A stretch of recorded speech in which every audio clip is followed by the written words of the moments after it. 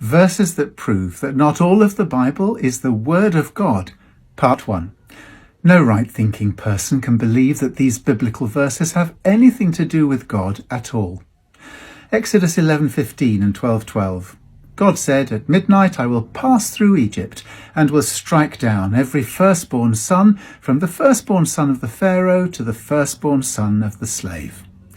Leviticus 19:20-21. God says, "If a man sleeps with a woman who is a slave girl, engaged to be married, but who hasn't been given her freedom yet, then if he kills a sheep, his sin will be forgiven." Leviticus 21:9. God says, "If a priest's daughter becomes a sex worker, she must be burned to death." Deuteronomy 21:18. If a man has a stubborn and a rebellious son, his parents are to take him to the men of the city, and they shall stone him to death. Leviticus 21:16. God says, "No one who has a defect may come near to God's altar, not the blind, the lame, the disfigured or deformed, not with a crippled hand or foot, or who is hunchbacked or dwarfed, or who has an eye defect. They must not go near or approach the altar and desecrate it."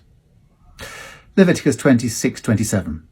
God says, "If you're hostile towards me, I will punish you. You will eat the flesh of your sons and your daughters." Deuteronomy 2:33-34. God delivered the king and his army to us, and we struck him down and his army and took all his towns and completely destroyed them. Men, women and children, we left no survivors. Deuteronomy 13:6-9.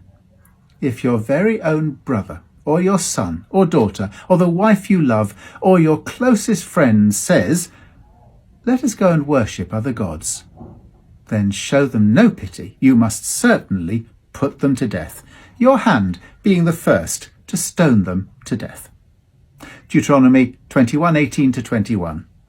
When you in war take a beautiful woman prisoner, you can shave her head and take her as your wife. But then if you're not pleased with her, you can't sell her as a slave because you've had sex with her, but you can just let her go.